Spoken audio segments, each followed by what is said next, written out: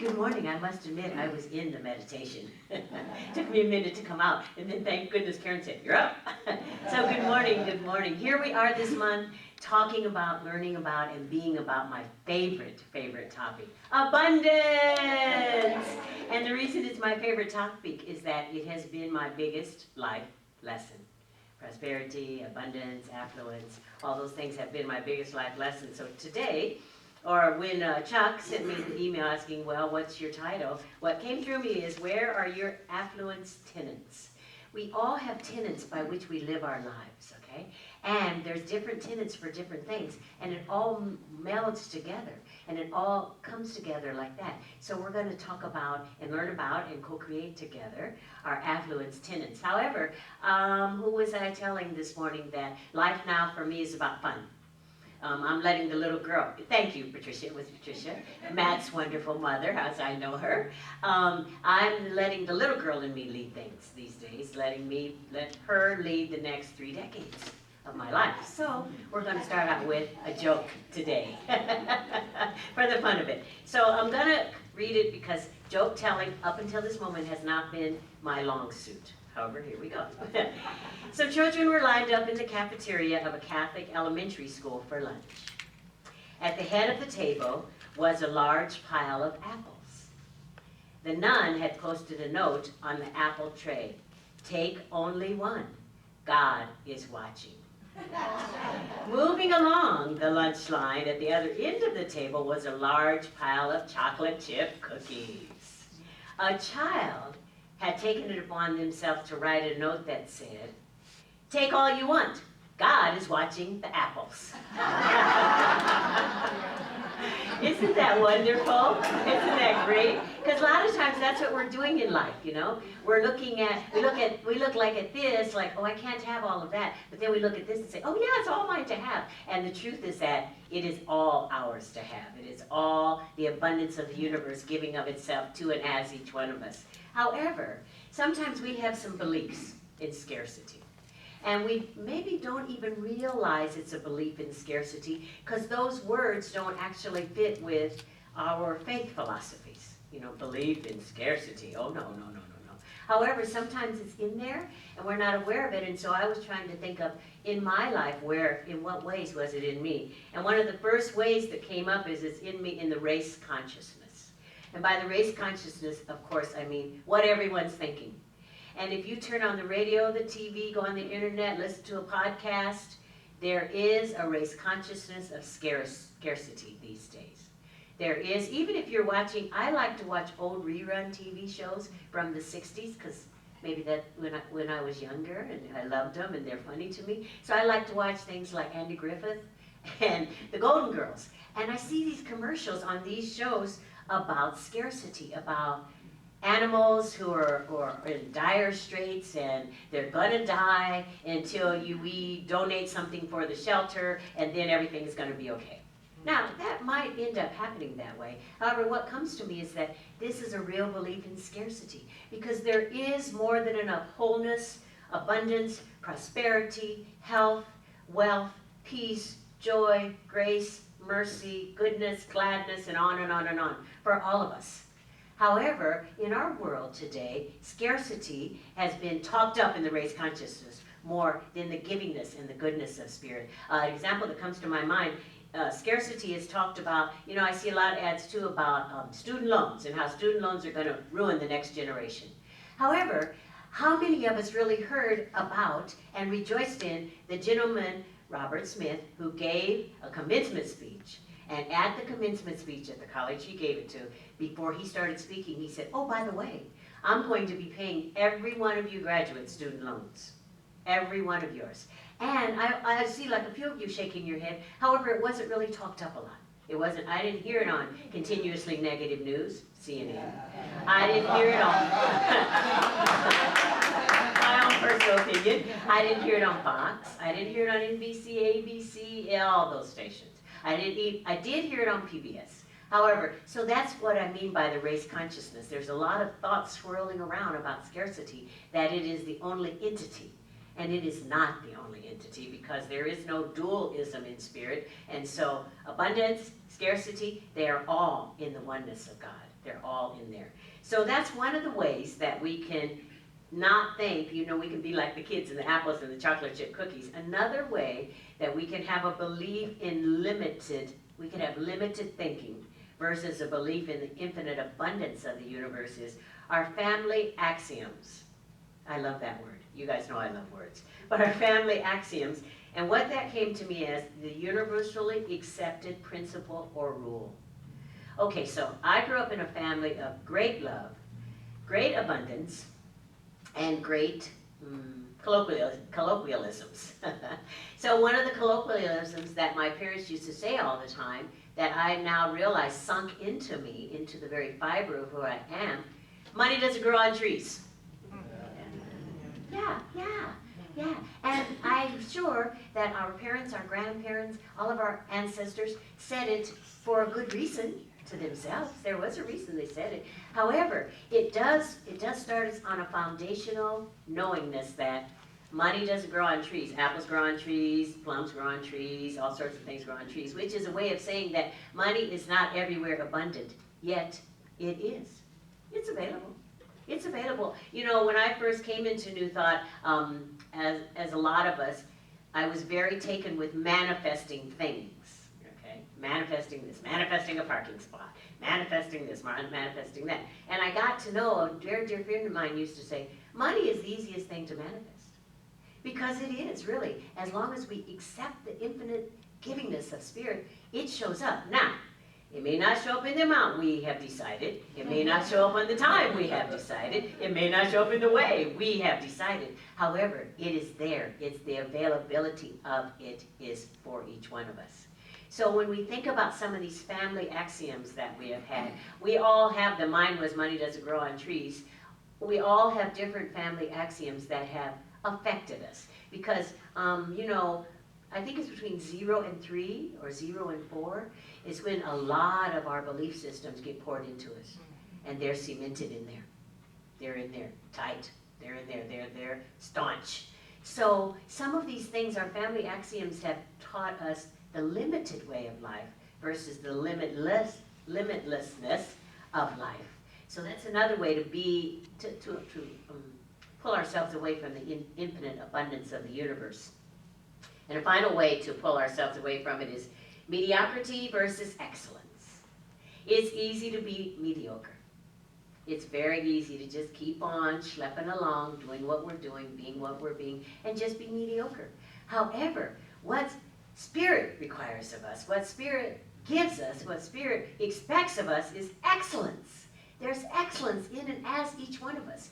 We are excellence. Each one of us is a divine idea in the mind of God, awaiting our acceptance, awaiting our allowing it to come into form. Excellence is what we are. Each one of us is excellence. Each one of us, as we look at each other, we see excellence. Let's just do this. This just came to me. Just for a minute, look at someone near you and just say to them, you are excellence. And then we can all say it to each other too. I am excellent. Yeah, because we are looking into the face of Spirit. And the excellence that we are is the immanence and the greatness of Spirit that each of us is. Because we are excellence. And sometimes it's challenging to remember that. However, we are excellence. And that excellence, it can give mediocrity the shove. Or it could just let mediocrity know, okay, all right, mediocrity is an okay thing to start with. Might be an okay thing to kind of hang out in. However, it is not the truth of who and what each one of us is.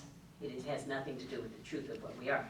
And so in Charles Fillmore's book, Prosperity, what he says about prosperity, he talks about poverty or prosperity. It all depends on you. All that the Father has is yours. But you alone are responsible for the relationship of the Father's good to your life. Pretty important, huh? We alone are responsible. Through conscious recognition of your oneness with the Father, Mother God, and its abundance, you draw the living substance into visible supply. That's some pretty profound words. Say it again. Okay, I will, Betty. Poverty or prosperity. It all depends on you. All that the Father has is yours, but you alone are responsible for the relationship of the Father's good to your life. Through conscious recognition of your oneness with the Father, Mother, God, and its abundance, you draw the living substance into visible supply. Pretty easy, huh? Yes, we could say, I mean, you know, our words are charged with such prospering power. It depends on what we say, the words we say. Because the words we say make it happen. When we say a word, like I'm be saying, pretty easy, huh? It's activating something in the universal law. It's activating that we've just spoken about here. It's activating that our relationship with the Mother, Father, God is what brings our good to our life. That it's awaiting us to bring it into form. That the living substance comes into visible supply as we accept our oneness. You know, as we accept to know that there is none other but Spirit within and as each one of us. So some of the ways that we get to accept this oneness, some of the ways that we get to embody it and express it, one way is to accept and know unexpected abundance. There's always unexpected abundance. You know, I do this little game all the time on the streets when I walk around. I mean, it's a game that intentionally I've set. I just walk around and I'm always looking down, looking up, looking all around. Whenever, I find pennies everywhere. Everywhere. And whenever I find these pennies everywhere, I realize, oh, that's an expression of the abundance of Spirit. That is Spirit giving me a message that there's infinite abundance available. And that this is a form to show you that it's available. And you know, I don't know, when I was a kid, I had a piggy bank, and we put pennies in it. Those pennies add up. I mean, a penny is a form of circulation that adds up. You know, and today maybe we may think we can't buy a lot for a penny. However, it is a form of abundance, showing us that abundance is readily available wherever you are. And I find them, of course, pennies everywhere, everywhere, because I know that the abundance of the universe is always there for me in myriad ways, and sometimes in the ways of a penny. So that's one of the ways we can accept that we are the expression of abundance. Another way that we can accept it is to know that we are spiritual fortitude. I love that. Each one of us is spiritual fortitude. And spiritual fortitude is the ability to withdraw all of our estimates and our judgments of any situation. That's spiritual fortitude. It is the consciousness of the one power. So it's really easy to be judgmental. It's really easy to just have our own perspective and decide this is what this is, and that's all there is to it. However, when we withdraw judgment, when we give ourselves an opportunity to shift our perspective and withdraw our judgment and our estimates, we have an opportunity to see things in a completely different way. You know, we have an opportunity. I think it's Karen Drucker who sings a song that, Wayne Dyer said, the way you're seeing things is the way you, I haven't screwed up now, but the things are the way you see them, not the way you're seeing them. I'm sorry, I screwed that quote up. However, it is to say that things are the way we see them. They may not be exactly what we're seeing, but they are exactly the way we're seeing them. So a good example of that is, when I was driving here this morning, I saw about 7 or 8 highway patrol cars, okay?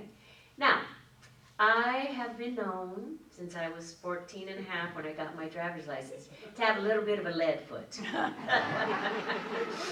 Okay, and I don't have a very powerful car. I have a 4-cylinder car. She's wonderful. She's wonderful transportation. And so part of that shift in the way I was seeing things, when I kept seeing the highway patrol, I come from Oakland, so I come on several freeways. The first perspective I had was, you better slow down, you're going to get a ticket. However, really what came through when I had a shift in judgment, I have some judgments about highway patrol and the police. When I let that judgment go for a few moments, I realized, and you're on a freeway where you are being protected and served by people who are trained to do what needs to get done on a freeway or on a highway if something were to happen. And so that's what I mean by just shifting that perspective just a little bit. If we just shift our perspective, then we realize we are filled to overflowing with spiritual fortitude. That's just who and what we are. And the other way to allow ourselves to take the form of the abundance of the universe is to understand and know grace. Grace is activated by our conviction and our integrity that we are the one. And you know, I love this. Grace is like, you know, fish are in water and they don't know it. Well, maybe they do know it. We don't know if they know it. All the scientists don't think they know it. However, that's what grace is for us. Grace is exactly that for us. We are swimming around in, we are floating around in, we are walking around in, we are marching and dancing around in grace. Grace is always there for us, and grace is our sufficiency in and as all things. Always, always, always. So how do we use this, all of these things in our lives? How does this show up in our everyday spiritual beings having a human experience? Well, of course I went to the Bible to look and see about this. How do we use it in our everyday life? And what came was Proverbs, which is one of my favorites. Proverbs 1, chapter 3, verses 1 through 3 says, "My son, do not forget my teaching, but keep my commands in your heart, for they will prolong your life many years and bring you peace and prosperity." And what our Spirit's commands for us is to know that we are living and breathing and having our beingness in the oneness. This is it. There's only, and that word command is kind of in today's day and age, in the PC world that we live in now, it might sound kind of harsh. However, let's just call it like it is. It is a command. Spirit says, you are mine, I love you, I'm giving you every single thing that there is, and all I ask of you is to be this. To be the fullness of Spirit, to be the grace of Spirit, to be the goodness and the gladness of Spirit. And that's the only thing that is ours to be. It sounds very simple, and it is, as we allow ourselves to relax into self-love. First, as we relax into self-love, and self-love is our God realization. You know, a friend of mine, dear friend of mine, I used to say to her, "Oh, I don't like myself. Sometimes I don't like myself." And she would say to me, "How do you feel about God?" And I would say, of course, "Oh, I love God." And she'd say, "Well, then, you are God, so what are you saying about God? Do you really love God or not?" And she was one of my teachers. So I say that to say, if we give ourselves self-love, then we are loving Spirit itself. As I love myself, I am loving Spirit, because that is all that I am. I mean, we do have these human things we walk around in, these gorgeous mansions that we carry Spirit around in, these gorgeous bodies we carry Spirit around in. However, we are Spirit itself. We are eternal souls. We are eternal, immortal souls that are passing through, and we use these bodies for our demonstrations, for our interaction, for our activities, for our connectivity. However, we are the I am that I am, each one of us. So first, we can use self-love. Secondly, we can accept our riches. And we are rich beyond all measure. I mean, look, we all got up this morning. We all got here. We all have clothing on. Our bodies are working in a way, in a perfection that got us here, that keeps us here. Each one of us woke up this morning in a state that we know.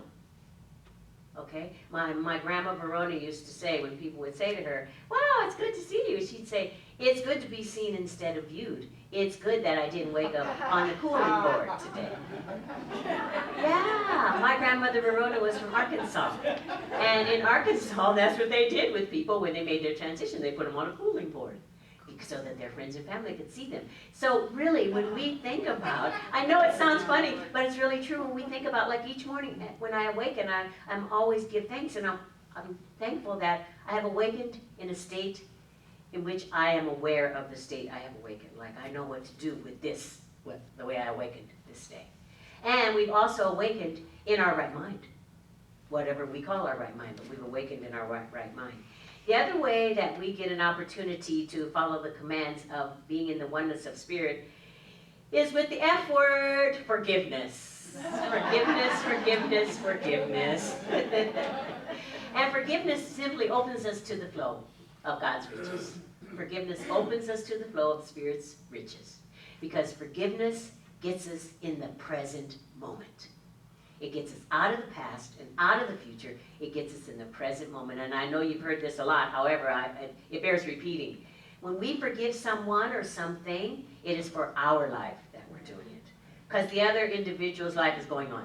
Their life is click, click, click, click, click, click, clicking along. However, we get to forgive, and the most important forgiveness for the expression of our abundance is forgiving ourselves. I don't know about you, but I can be pretty hard on myself sometimes. So when we allow ourselves to forgive that we have decided is wrong or not the thing to do or not the thing to be, when we allow ourselves to do that, we just get back into the flow. You know, I'm having a visual of if you're rafting on a river and you just get right back into the flow because you're into the flow of abundance when you step into forgiveness. And the final way for us to meet the command of being in the oneness of spirit is gratitude. Thank you for talking about gratitude, for speaking about gratitude and the reading and speaking about gratitude, because gratitude is the way. Gratitude creates a new vacuum. And what do I mean by that? The universe abhors a vacuum. Okay, that's a real strong tenet. Gratitude creates a brand new vacuum. Gratitude gives us an opportunity to have something else, to be something else, to learn something else, to love something else, to give something else. Gratitude creates a vacuum all the time, and that vacuum fills itself up with more and more and more of the goodliness of spirit, which is the godliness of spirit, which is the truth of what each one of us is. So you're probably thinking, okay, these sound really great, and this sounds really wonderful, and I'm absorbing all this, and boy, oh boy, I'm going to take this out into the world this week, and I'm going to work this, because it works when you work it. However, I want to give you an example in my life of how this has been working for me, so that you can get an idea of really how it works. So I was thinking all the way this week about examples in my life, and I was thinking about it last night, and it came, Spirit very clearly spoke to me this morning about the example of the abundance in my life. And sometimes we think of abundance as cash or material objects. However, having an abundance of God qualities has no limit. So recently, I was in business with someone, doing some business with someone, I thought. And so we set up what we were going to do. It had to do with my media presence in the world, okay? And so we were going to do this and that and the other, and I came up with a slogan and some little blurbs to put on social media and some pictures and little snippets and things like that. And so I was doing all this. And the person I was doing business with said, okay, I have all these things. And then when it came time to do it, she fell through. She disappeared. She wasn't around. And it was at 7 a.m., 0700, that we were supposed to do this. So needless to say, I was a little upset. However, I just thought, okay, in what way, okay, thank you, Spirit, for the lesson. There's a lesson happening here, I know it. Thank you for bringing it to me. And in what ways is it mine to embrace this lesson and to really absorb the lesson? So I went to these tenets, because these are tenets of my life too. So the first thing I went to was self-love. And I thought, okay, you can love yourself for having embarked upon this adventure that appears to not have worked. You can love yourself for stepping out on the edge and trying this, okay? You can love yourself for thinking and knowing that being out in the media world is something for you, okay? Social media world is something for you. All right, I allowed myself to do that. The next thing I allowed myself to do was accept all the riches I already have. I mean, just the richness of having made a liaison or alliance with someone who up until then had been in my life in a very different way as just a crazy friend, that I was now in the richness of, the abundance of the riches of doing something else with this young woman, and also that the divine creativity and the divine intelligence of spirit in me got to come through in preparation for what was going to be this business. I realized that was something that I was doing. And then I also went to forgiveness. I got to forgive my associate for what I judgmentally considered to be unprofessionalism, disorganization, and general stupidity.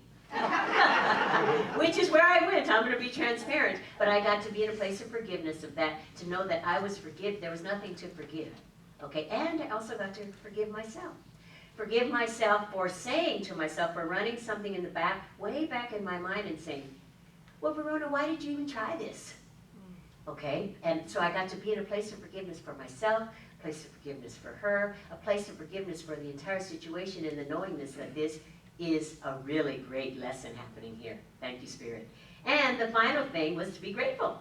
Grateful that all of this happened, grateful that it brought me to a different level of understanding, and grateful that it brought me to a level of discernment. And this is where the abundance is in it for me. I got to accept the level of discernment that is the truth of who and what I am. To know that when someone offers me something, here you go, here, that I get to use the intuitive voice and the spiritual discernment that I am to take a look, to analyze it, and to be able to say, no, thank you. There are other things, there are other ways for me to serve, and there are other things for me to be.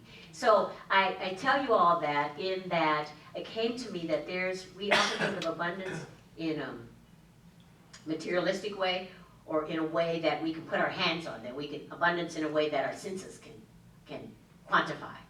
Instead of, there is abundance in a myriad of ways. From using these 4 spiritual tenets of prosperity or of affluence, I realize that I am filled to overflowing with an abundance of discernment, an abundance of clarity, an abundance of riches. And one of the riches is the ability to say, no thank you.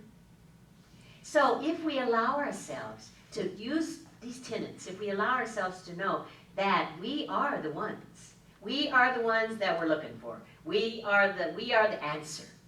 We are spirit itself, living itself, loving itself, being itself, that each one of us, just like Charles Fillmore said, that each one of us, poverty or prosperity, it all depends on you.